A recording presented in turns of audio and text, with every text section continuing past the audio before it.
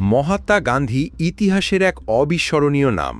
তিনি শুধুমাত্র ভারতবর্ষের স্বাধীনতা সংগ্রামের একজন গুরুত্বপূর্ণ নেতা ছিলেন না, বরং সমগ্র বিশ্বের কাছেই শান্তি, মানবতা ও অহিংসার প্রতীক হিসাবে বিবেচিত।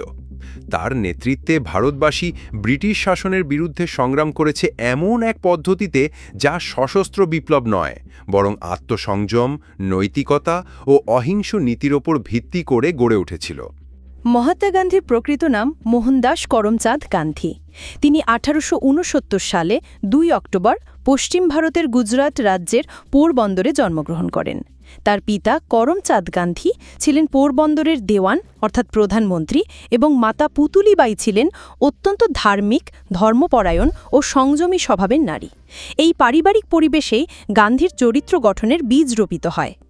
গান্ধী প্রাথমিক শিক্ষা শেষ করার পর ইংল্যান্ডে গিয়ে আইন বিষয়ে পড়াশোনা করেন।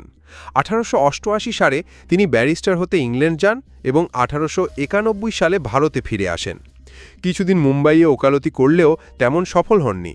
পরে এক প্রবাসী ভারতীয় ব্যবসায়ী আমন্ত্রণে 1893 সালে দক্ষিণ আফ্রিকায় যান, যেখানে তিনি 21 বছর কাটান এবং সেখানেই তার রাজনৈতিক জীবনের সূচনা ঘটে।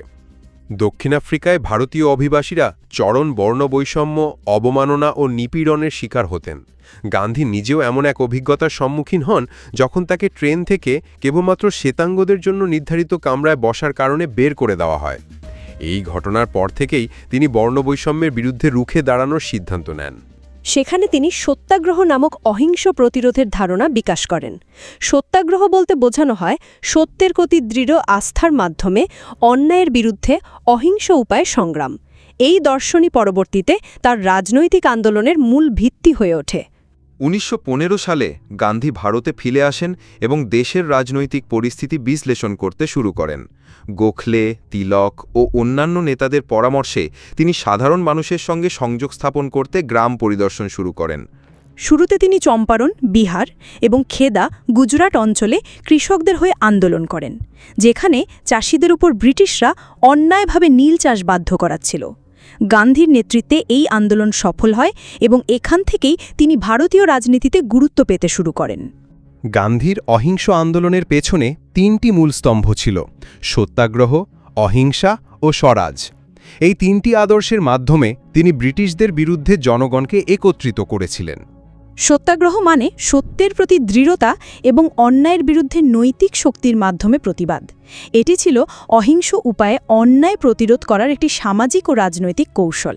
অহিংসা শুধু শারীরিক সহিংসতা এড়ানো নয়, বরং মন, বাক্য ও আচরণে সম্পূর্ণ শান্তিপূর্ণ থাকা। গান্ধী বিশ্বাস করতেন অহিংস হল সবচেয়ে শক্তিশালী অস্ত্র, যা একজন সাধারণ মানুষকেও এক পরাশক্তিতে রূপান্তর করতে পারে। স্বরাজ বা স্বশাসন গান্ধীর মতে শুধুমাত্র রাজনৈতিক স্বাধীনতা নয়, বরং আত্মনিয়ন্ত্রণ, আত্মসংযম এবং স্থানীয় প্রশাসনের বিকাশ। তিনি বলতেন প্রকৃত স্বাধীনতা তখনই আসে যখন ব্যক্তি নিজেই নিজের শাসক হয়। এই আন্দোলনের মাধ্যমে গান্ধী জনগণকে আহ্বান জানান ব্রিটিশ প্রশাসনের সঙ্গে সব ধরনের সহযোগিতা বন্ধ করতে, যেমন সরকারি চাকরি ত্যাগ, ব্রিটিশ শিক্ষা ব্যবস্থা বর্জন, আদালত বর্জন ইত্যাদি। লক্ষ লক্ষ মানুষ গান্ধীর ডাকে সাড়া দেয়। তবে 1922 সালে চৌরি চৌরা নামে একটি স্থানে আন্দোলনকারীরা পুলিশের স্টেশন পুড়িয়ে দিলে সহিংসতা দেখা দেয়। এই ঘটনায় গান্ধী দুঃখিত হয়ে আন্দোলন প্রত্যাহার করে নেন। ব্রিটিশরা সাধারণ জনগণের ওপর লবণের ওপর কর ধার্য করেছিল। গান্ধী এর প্রতিবাদে 1930 সালের 12 মার্চ 78 জন অনুসারী নিয়ে আমেদাবাদ থেকে দান্ডি পর্যন্ত 240 মাইল হেঁটে গিয়ে সমুদ্র থেকে লবণ তৈরি করে আইন ভঙ্গ করেন। এই পদযাত্রা ইতিহাসে বিখ্যাত দান্ডি মার্চ নামে পরিচিত। এই শান্তিপূর্ণ কর্মসূচি সারা ভারতে আন্দোলনের আগুন ছড়িয়ে দেয় এবং লক্ষ লক্ষ মানুষ এতে অংশগ্রহণ করেন। দ্বিতীয় যুদ্ধ চলাকালীন সময়ে ব্রিটিশ সরকার ভারতের মানুষের মতামত ছাড়াই যুদ্ধ জড়িয়ে পড়ে।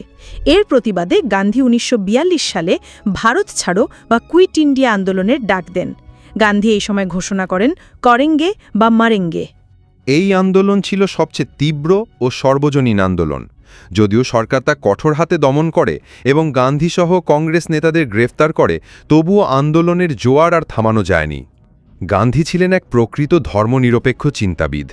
তিনি হিন্দু, মুসলিম, শিখ, খ্রিস্টান সব ধর্মের মধ্যে সম্প্রীতির পক্ষে ছিলেন।